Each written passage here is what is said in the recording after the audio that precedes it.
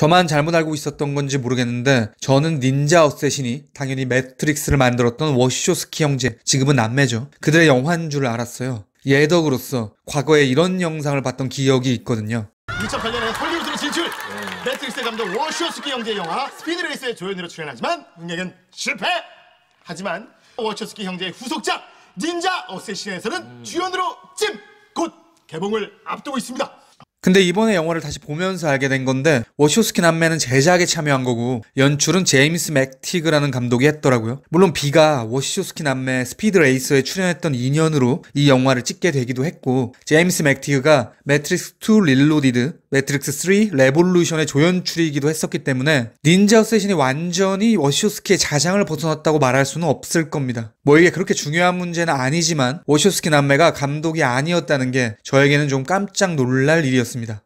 제임스 맥티그라는 감독에 대해서 많은 분들이 생소하실 수도 있을 거예요. 저 또한 마찬가지입니다. 필모를 보니까 영화를 한 7편 정도 연출했던데 저는 그 중에서 지금까지 딱 한 편밖에 보지 못했습니다. V for Vendetta. 이 영화는 좀 유명하죠. 세계 최대 영화 데이터베이스 사이트라고 알려진 IMDb에서 역대 영화 순위를 250위까지 매겨놓은 탑 레이티드 무비스라는 섹션이 있는데요. 거기에 V for Vendetta가 현재 158위에 랭크되어 있습니다. 뭐 물론 거기에 올라가 있다고 비평적으로 무조건 훌륭한 영화다라고 할 수는 없지만 그럼에도 불구하고 대단하긴 대단한 거죠. 그러니까 닌자 어쌔신이 무슨 듣보잡이 만든 영화는 아니라는 겁니다. 게다가 이 영화는 사실상 V for Vendetta와 구성이 동일해요. V for Vendetta가 신분이 낮은 여성과 마찬가지로 신분이 낮지만 무소불위의 육체적 능력을 가진 남자가 체제를 전복하는 영화였거든요. 닌자 어쌔신도 이와 동일하죠. 신분이 낮다고 할 수는 없겠지만 그래도 흑인 여성이라는 상징화된 이미지가 있는 캐릭터가 영화의 주인공입니다. 심지어는 2009년 영화니까 지금보다 더욱 그랬겠죠. 게다가 동양 남성이라는 이미지도 흑인 여성과 동일한 맥락이고요. 게다가 라이조는 고아라고 설정이 되어 있기도 하죠. 말하자면 닌자 어쌔신은 그런 연약한 입지의 두 사람이 연대해서 오즈누라는 집단을 전복하는 이야기라고 할 수 있겠습니다. 저는 심지어 영화에 흐르는 어떤 거대한 정서까지도 V for Vendetta와 동일해 보였어요. 결론부터 말씀드리겠습니다. 닌자 어쌔신은 반파시즘적 영화입니다. 그에 대한 이야기 지금 시작합니다. You have made me proud, my son. To never forget who you are.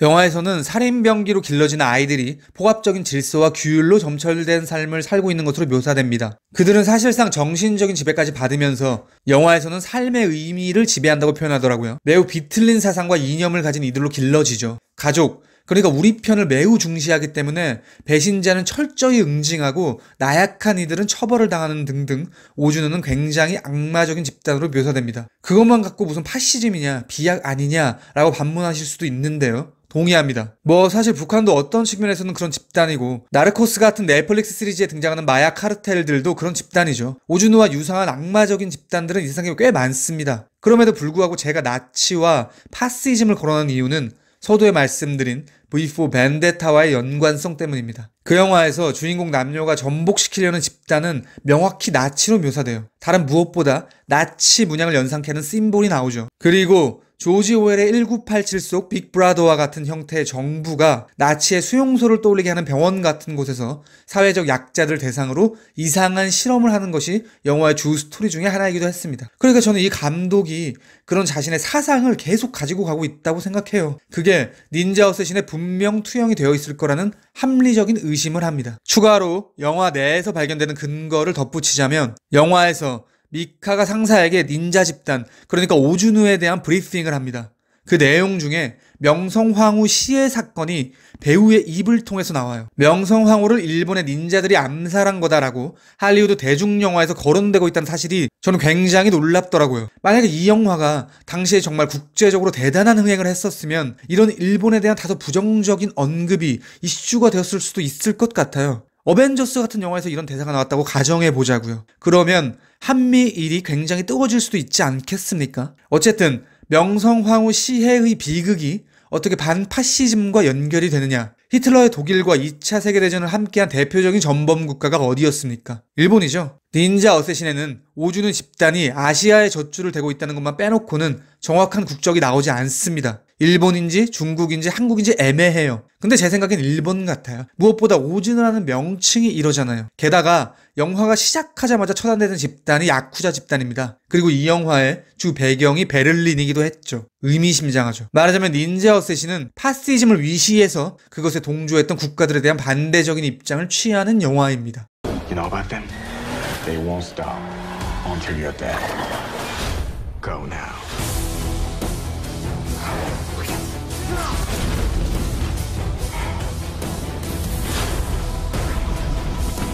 이제 이런 진지한 얘기를 떠나서 닌자 어쌔신에 대한 저의 가벼운 인상들을 말씀드리겠습니다. 이 영화의 장르를 규정하라면 저는 액션이라고 말할 수는 없을 것 같아요. 오히려 고어 슬래셔 무비라고 말하는 게 맞는 것 같습니다. 영화는 한 야쿠자가 등에 문신을 하는 장면으로 시작하는데요. 타투이스트의 장갑에 작업을 하면서 발생한 피가 흥건히 묻어있는 쇼트로 시작합니다. 그리고는 이내 타란티노의 킬빌보다도 더 폭력적인 혈흔이 낭자하는 시퀀스가 시작되죠. 사지가 잘리는 장면과 과도할 정도로 피가 뿜어져 나오는 장면들을 영화는 피하지 않고 직시합니다. 그러니까 이 영화는 도입에서부터 자신의 인장을 확실히 받고 있습니다. 여러분, 닌자 어쌔신은 자르고 써는 영화입니다. 그런 생각이 더욱 확실하게 된 건 그 후에 나오는 장면에서였어요. 셀프 세탁소 같은 곳에서 라이조와 그를 암살하기 위해 찾아온 여성과의 대결이 시작됩니다. 여성은 썰리고 동강난 그녀의 신체가 세탁기 안에서 세탁되는 듯한 묘사가 나오는데 그로 인해 붉은 선혈이 세탁기 밖으로 흘러나옵니다. 이 끔찍한 장면 바로 뒤에 붙는 장면이 핫도그인지 아무튼 음식에 케첩이 뿌려지는 장면이에요. 저는 이 전환을 보면서 감독이 이렇게 말하는 것 같았습니다. 이 영화는 사지절단의 행위를 인스턴트 음식처럼 사용하겠습니다. 그냥 맛있게 즐겨주세요. 라고요. 물론 그런 선택은 절대 잘못되었다고 할 수는 없을 겁니다. 고어 슬래셔물은 엄연한 영화의 한 장르고 영화사적으로도 굉장히 유의미한 장르거든요. 근데 문제는 이렇게 장르적 색깔이 너무 짙으니까 앞서 언급한 이 영화의 사조가 가려져버리는 단점이 있어요. 말하자면 대중적 재미가 작가 의식을 덮어버렸다는 거예요. 그러니까 이런 피칠갑을 보면서 2차 세계대전, 나치, 파시즘 등등을 운운하는 게 좀 우스워져 버릴 수도 있겠다라는 생각이 들더라고요. 물론 제가 이 감독의 전작을 본 게 거의 없으니까 이 사람이 원래 그런 진지한 얘기는 반찬이고 가학적인 것을 펼쳐내는 게 주인 감독인지는 모르겠습니다. V4 벤데타의 경우만 말씀드리자면 물론 그 영화는 15세여서 닌자 어쌔신보다는 폭력성이 현저히 떨어지지만 그럼에도 불구하고 약간 그런 폭력적인 끼가 보이기는 했습니다. 게다가 그 영화는 확실히 진지한 이야기들이 선명하게 드러나기도 했습니다. 그러니까 제임스 맥티그가 빨간 맛에만 중독된 감독은 아니라는 생각이 드는데 닌자 어쌔신은 왜 폭력에 저렇게 몰두하고 있을까 이런 의문이 들더라고요. 이런 지점 말고도 닌자 어쌔신이 범작 수준에 머무를 수밖에 없는 이유들은 많습니다. 서사도 많이 연약하기도 하고 무엇보다 한국 남성, 흑인 여성, 러시아 요원 등등 다국적 인종을 아우르는 영화에서 모든 사람들이 영어를 쓴다는 것도 사실 공감할 수가 없더라고요. 오주는 집단도 모두 영어로 교습을 실시하죠. 이건 누가 봐도 할리우드 영화니까 보기 편하게 영어를 쓰는 설정으로 하자라는 어떤 쉬운 길을 택한 것 같은데 물론 대중영화는 시장을 고려해야 하니까 이해가 되긴 하면서도 한편으로는 반나치 반파시즘의 영화 그러니까 계급을 무화시키고 인류의 평화를 구하려는 영화가 하는 선택으로 보기에는 다소 동의하기가 힘들기도 했습니다.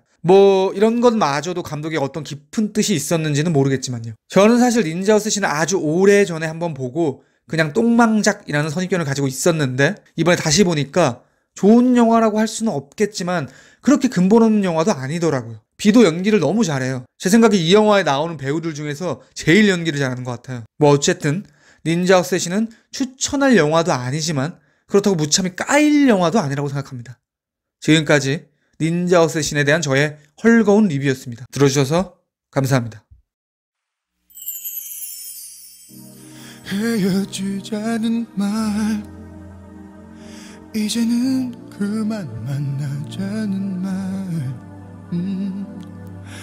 어쩜 그런 편안한 표정과 말투로 할 수가 있는 건지